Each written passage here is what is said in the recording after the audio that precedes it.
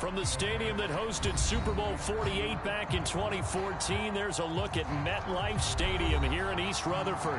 A few moments ago, the crowd here was on their feet as their beloved Jets made their way out of the tunnel. They're ready to go. We're ready to go, and it should be a good one as those New York Jets get set to face off with the Cincinnati Bengals.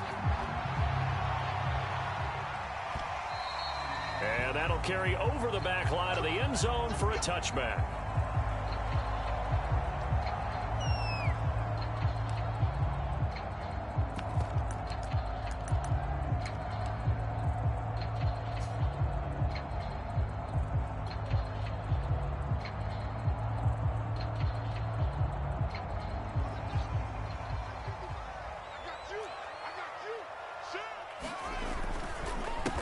First carry for Nick Chubb.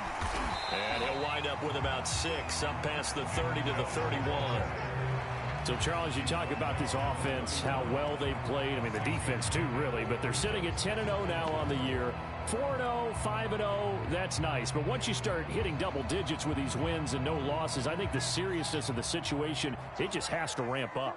Yeah, and when you do say 10-0, it can't scare you as a team. Just think about it this way. For most of the year, they've been playing to win their division and get to the playoffs. Now the playoffs are just about a foregone conclusion. So now they have to down-focus their thoughts about getting home field advantage and finishing unbeaten, and they need to make sure they keep it in that order.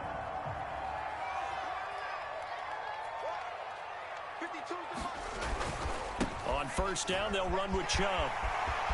Room here to run. And he's going to take it in for a Jets touchdown. Nick Chubb. His 11th touchdown of the year.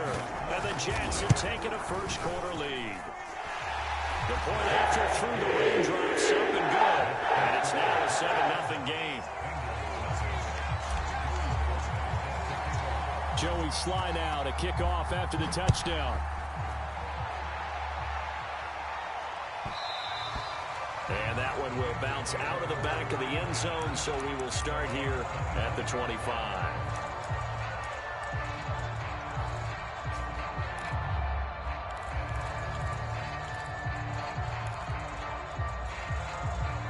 Burrow and the Bengals with a 1st and 10 at their own 25-yard line.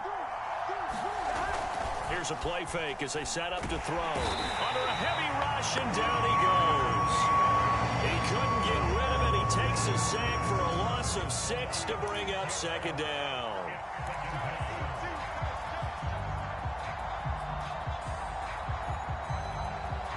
Here we go. Ready?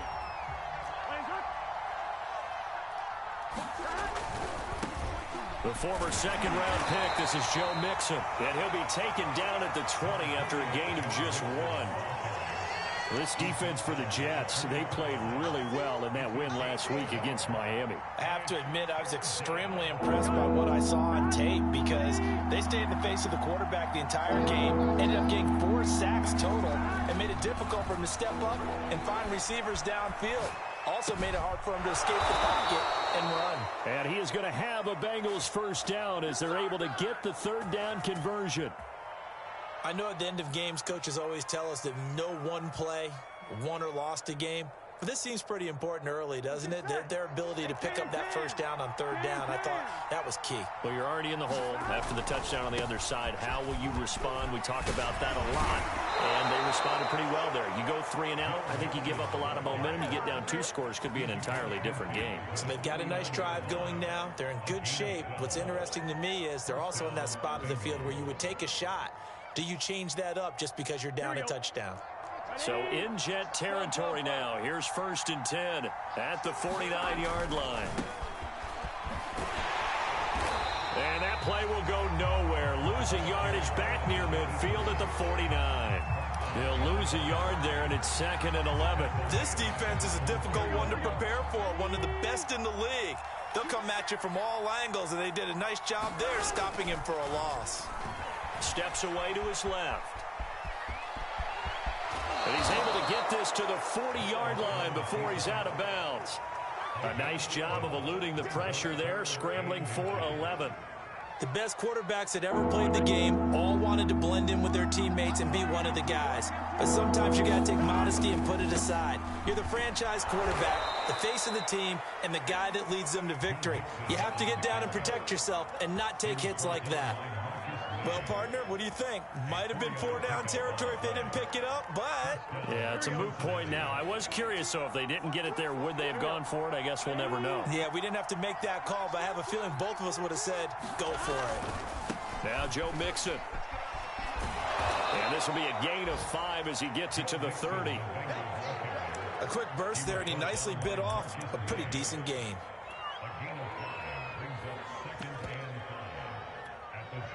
After the pickup of 5, here's 2nd and 5. And now they will throw it with Burrow. To Mixon on the check down. And he'll be a little shy of the 25 here at the 26-yard line. Here we go.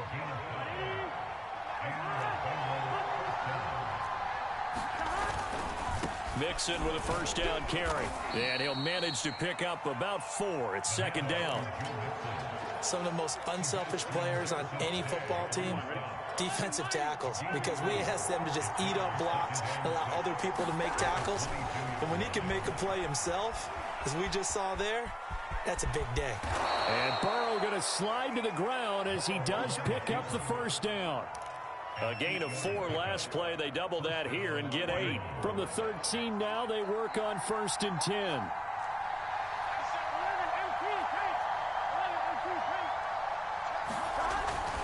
On first down, Mixon.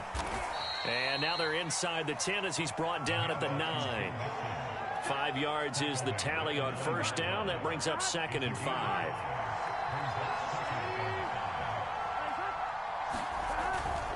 Burrow going to give this to Mixon. And he'll be brought down here at the 3-yard line.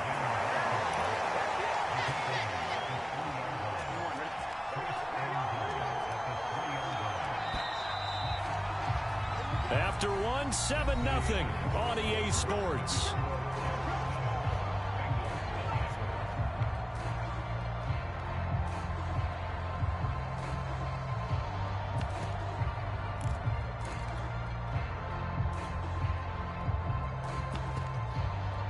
First and goal, and a chance to get that initial touchdown right back.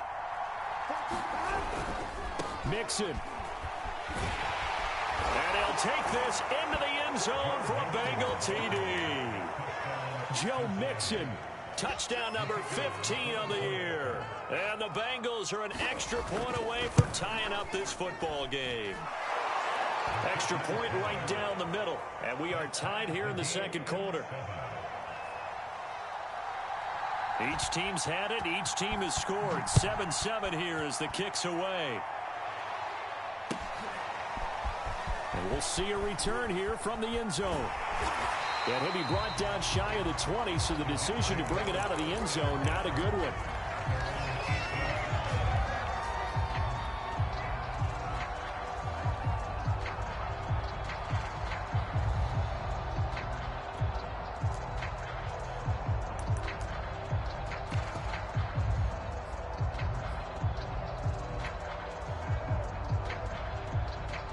The New York offense taking over for their next possession. And it's only November, but the playoffs, we know how it works. They'll be here before you know it. If it ended today, they would be the #1 seed. And that's a great spot to be in, but I love the phrase, if it ended today. And I'll guarantee you, that's what they've discussed in their locker room, in their meeting rooms. Yeah, we know where we'd be if it ended today, but we also know it's not ending today. Right. So they've got to continue to play the type of ball that put them in the spot where they're #1 in their conference.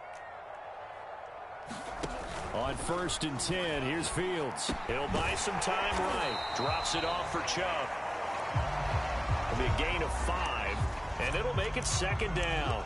All defenses worry that whenever anyone catches the ball and has a head of steam come out of the backfield, it could turn into a big play with missed tackles or he runs through people. But they were right there waiting, and they stopped him for a minimal gain.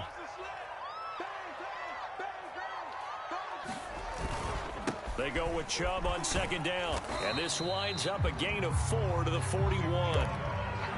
On any running play that's called, they're always hoping that it's going to break big and go the distance. But when you get a nice gain like that, you're able to do so many things anyway. You can come back and run essentially the same play again, continue to move the ball on the ground, or you can decide to throw the ball now because usually you have the defense back on its heels. And he's got the first down as he's up to the 45-yard line.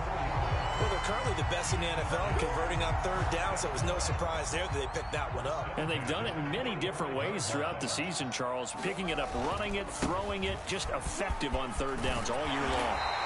And he'll be brought down at the 45-yard line. 79 yards rushing for him as he has been tough to stop here this first half. I remember a coaching friend of mine used to tell his running backs before games, make sure you run and jog with your offensive line in pregame. Get used to the ground shaking when those big behemoths start to create space for you up front. He did a pretty good job of just following those guys through there for a nice explosive run. In need of only about the length of the football here on second down. Handoff comes to Chubb, and he'll be taken down at the 44-yard line. Second and inches is oftentimes an invitation for an offense coordinator to take a big shot downfield because he feels like he can come back on third down and pick up the first down. But sometimes you just don't want to break tendency. Stay with what you are, stay with who you know, and go get them. And he can't find a receiver, and he's brought down.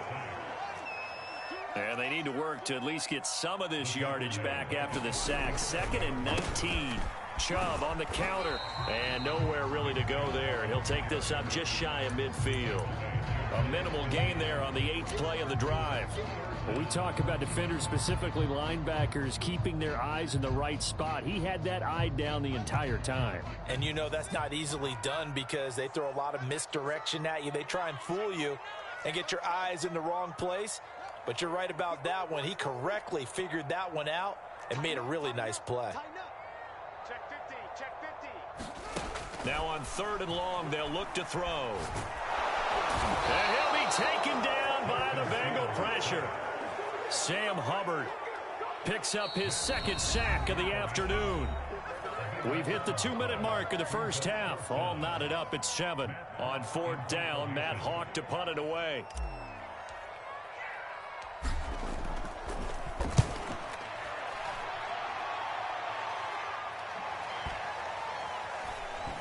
And they will get to this one and down it at the 13-yard line.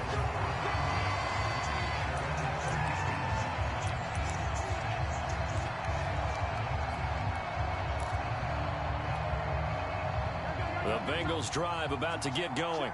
Last time they were out here, they had the benefit of good field position, led to a touchdown. This time, they're going to have to work for it. They are, but with that last drive that culminated in a touchdown, I think they carry that confidence into this one. Doesn't matter where you start with the football now, they have to feel great about their opportunity.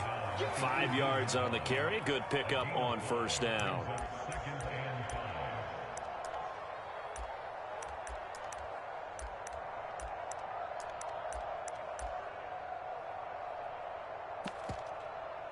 Second down at 5. Now Burrow being chased out left. Open receiver, that's Hayden Hurst, the tight end. And he'll be out of bounds right at the 40.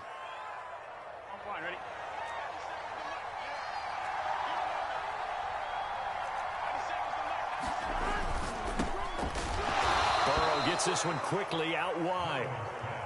They'll contain him to just 4. Second down. Nixon will try the right side. And he's able to take it across midfield before going out of bounds. Yeah, once more, strong running, excellent blocking at the point of attack. They've got a nice little drive brewing right here. Forced out to his left. And he'll just get rid of it. They've given up a few first downs on this drive, but getting the incompletion there, that should give them something to build on and maybe turn the tide. After the incomplete pass, here now is 2nd and 10. And the catch made, it's Tyler Boyd. And they'll get him down as he's inside the 40. So from the 39 now, they'll come up on a 1st and 10. They go play action with Burrow. Sliding out of the pocket. Nothing open downfield, so he'll throw it away. Well, the incompletion, yes, but maybe here not the worst thing in the world? No, not on 1st and 10. Actually gives them a chance to regroup, relax just a little bit. They huddle up, talk it over. Then they get a chance to continue their drive. So line of scrimmage still the 39 on 2nd and 10.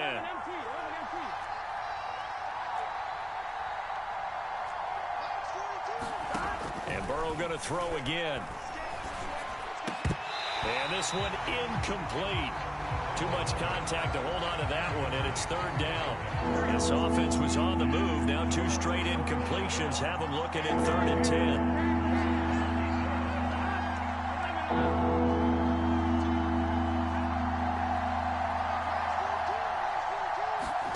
Here's Burrow setting up to throw it. And he will not be able to hang on through the contact. It's incomplete. The coverage strong, and now it's 4th down. I like what they tried to do there. Tried to hit him with something quick, get the ball in his hands, and hope he could make some yards after the catch and pick up a 1st down. Weren't able to do so on that play. The 3 straight incompletions, they don't care. That hasn't dissuaded them. They're going to go for it on 4th.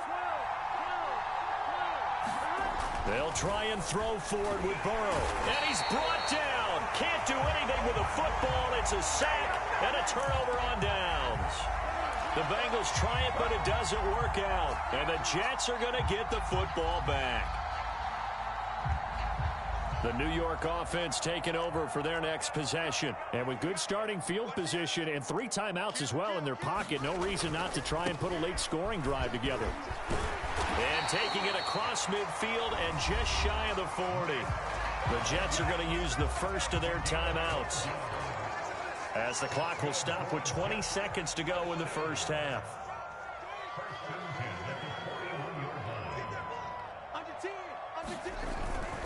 A run for Nick Chubb. An even 100 yards on the ground for him so far. Now the Jets going to use the second of their 3 timeouts as they stop it with 16 seconds to go in half number 1. The last run got 6, now 2nd and 4. A give, this is Chubb. And they'll get this one to about the 20-yard line. Now a timeout signaled for, and they'll get it with 10 seconds to go before halftime. Seemed like a couple sets of eyes were on the quarterback, so he decided, hey, I'm going to hand this off. Got a good gain out of it. And you know you need good blocking up front in order to gain yardage. But every one of these RPOs, if you do it right and they look the same, whether it's handed off inside or the quarterback keeps it, that allows you to fool the defense so often. And in this case, fooled them with the inside run.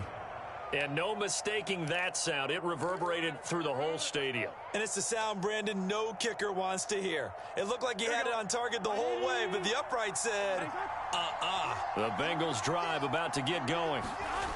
Final play of the half for Burrow and company. Dumps it off to Mixon. And he gets this one just shy of the 40. They'll mark him down at the 39. So a touchdown apiece. That's what we have to show at halftime as they head to the locker room. 7-7 our score. As we'll get you down the coast to Orlando for Jonathan Coachman at our EA Sports Halftime Report. Coach, forecast calling for more of the same. The rain set to continue as we are underway in the second half. And this will not be returnable. It's out of the back of the end zone for a touchback.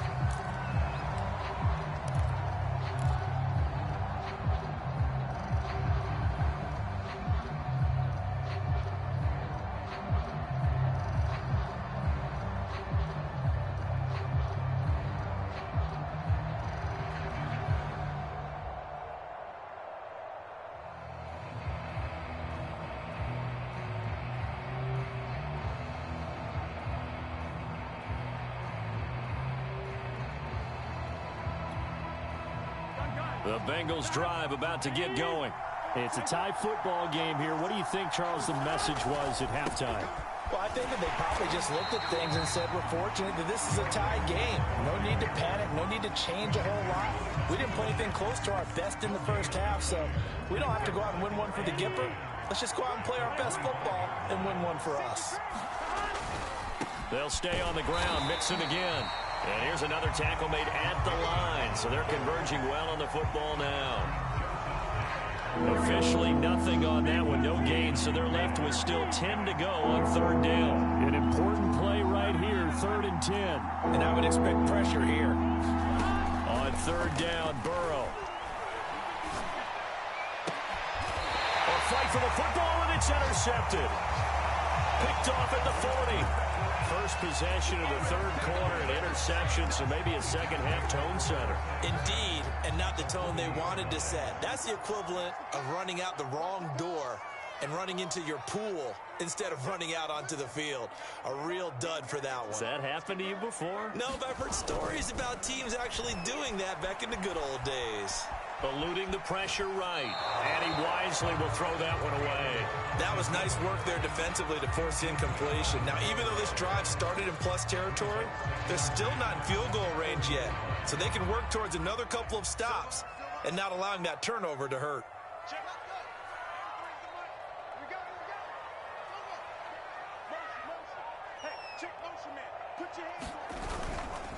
Now Chubb.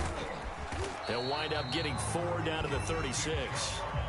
That second down play call was not to pick up the first down. It was to accomplish what they did to get them into a manageable third down because they had the incompletion on first down, so they were behind the sticks, so to speak. They needed to make up some ground, and they did. Check your hot read. He's crossing. He's checking critical. They run it again with Chubb. And he'll only get this to about the 35. Well short of the line to gain. Only a yard on the pickup there, and it's going to leave them with a 4th down. Well, this was just simply excellent defense. On this third down, they had to be alert for the possibility of a pass, but that didn't stop them at all from understanding what was going on when they decided to run the football, and they just swarmed and stopped them for almost no gain. They got the interception, but very little movement after, and that forces them to settle for 3. And it does feel like settling when that happens, doesn't it? It certainly does, but we got to give a lot of credit where it's due, and that's to the defense because they ran onto the field. This is what we call sudden change, right?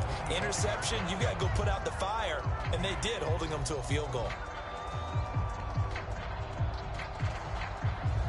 The Bengals drive about to get going. Their defense has done the job. Now it's the offense's turn as they've got it 1st and 10. Here's Joe Mixon as they start on the ground. And he's brought down, getting this one up to about the 35. 61 yards rushing for him now as he's carried it 13 times. Ball up to the 35 now as they come up on 1st and 10. Mixon with it. And just no chance of turning the corner. He can only get back to the line of scrimmage. 2nd and 10 coming up. I know that speed is the hallmark of today's NFL game, but the key to good rushing defense is still having your linebackers set the edge. A good action to this point in the third quarter. Just a 3-point game. 2nd and 10.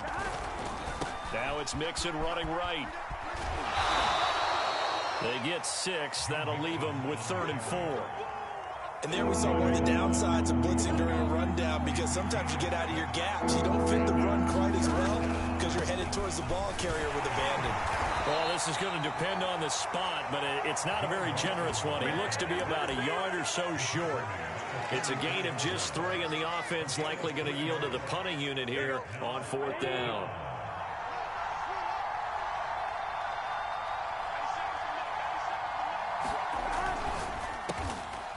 Slant pass to Boyd. And he's got enough for the first across midfield to the 48.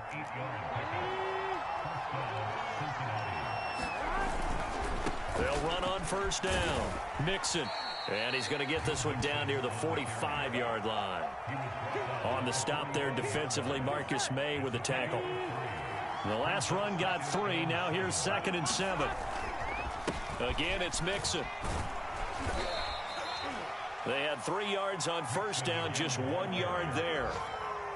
Just not a whole lot of room to operate there on that carry. No, not at all. They did a really nice job staying in their proper places and not allowing any lanes to open up.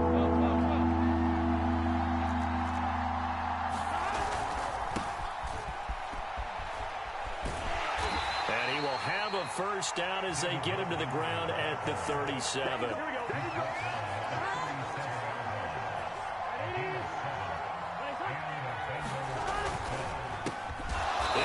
gets it to Boyd. A good gain of 9 before he's brought down at the 28.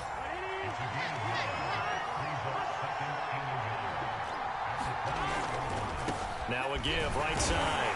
Mixon. And nothing doing. He's immediately taken down at the line of scrimmage. So they'll get a little extra time to come up with his third down play as we play 3 quarters. You are watching the NFL on EA Sports. Again, it's Mixon.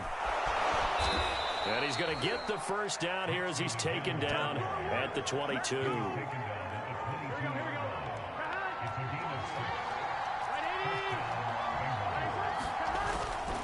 On first down, Mixon. And he'll be taken down near the 20 at the 21.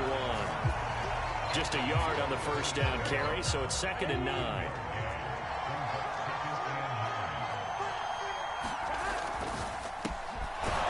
Side complete. That's Boyd. So the completion results there in 9 yards. And they'll be faced with a 3rd and inches.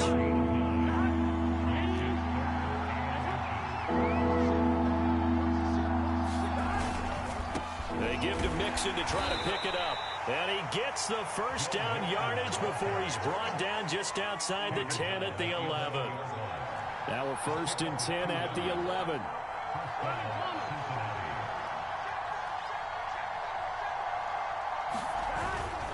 Back to Mixon on first down. And he will maneuver his way down to about the 7. 3 yards on the pickup there, and it'll be 2nd down.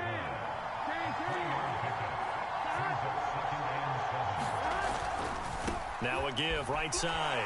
Mixon. And he's going to be met at the line of scrimmage and taken down. No gain on the play, and it's going to bring up a 3rd down.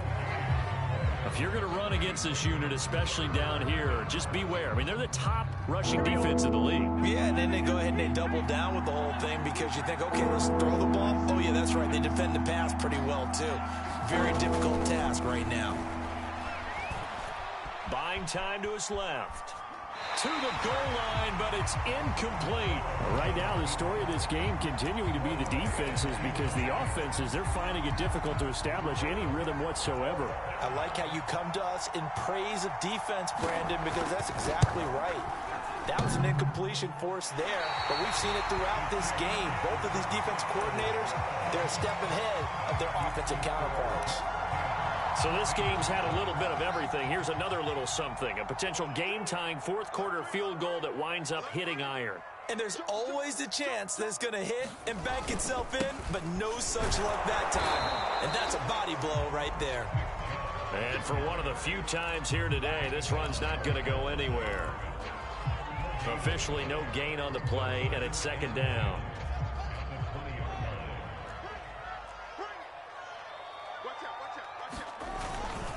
And again, it's Chubb. And he's going to have to protect the football and take his lumps here at this stage of the game as they stop him behind the line. It'll go as a loss of a yard, so now they deal with 3rd and 11.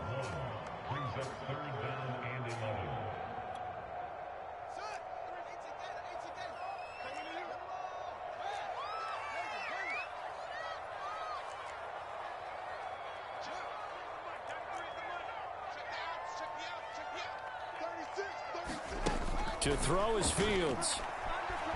Flushed out right. And this is taken in by Darnell Mooney. And he'll be taken down, but not before they work it across midfield. It's a big play that time by the Jets.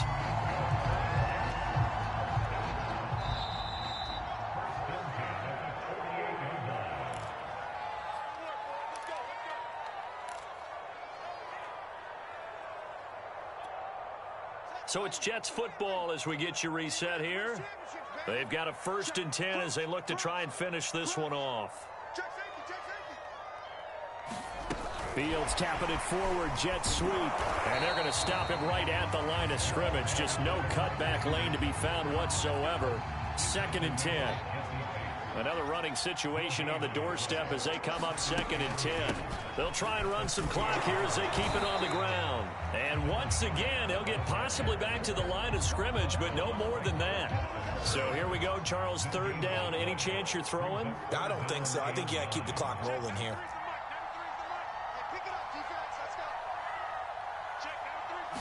And they, in fact, will throw it. He's going to flip one out here to his running back. And he is going to have a Jets 1st down as they're able to get the 3rd down conversion. Now a timeout called for by the defense as they get the stoppage with just over a minute to go in the game. From the gun, he'll hand this off. And he sneaks his way forward only for a couple here. 2nd down. Now a 2nd timeout called for by the defense as they get it with under a minute to go now in the football game. And they'll run on the inside handoff. And they're able to get this one past the 30 down to the 25.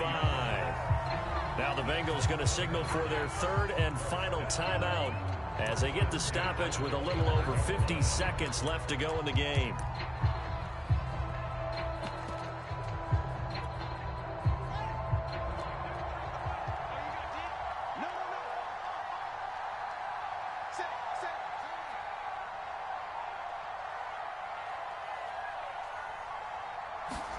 Fields tapping it forward, jet sweep. And nothing much materializing there on the 1st down run. He'll get a couple, and that's it. If nothing else, they've already taken a couple minutes off the clock here already as they come up 2nd down. From the gun, they'll try to run it. They follow up the gain of 2 with a gain of 1 that time. Charles, why didn't they just take the knee there? You're asking the question that I'm asking as well, because we've seen a lot of football where coaches decide maybe they get a little greedy. I don't know if they're doing it for stats or for what reason. We've seen it happen in college. And how about in the NFL? The miracle at the Meadowlands. All they had to do was take a knee and the game was over. The Giants ran it one more time. Ball popped free. Philadelphia picks it up and wins the game. What year was that? 1978. I think it was in November. And he picks up the 1st down yardage as he takes this one down to the 15.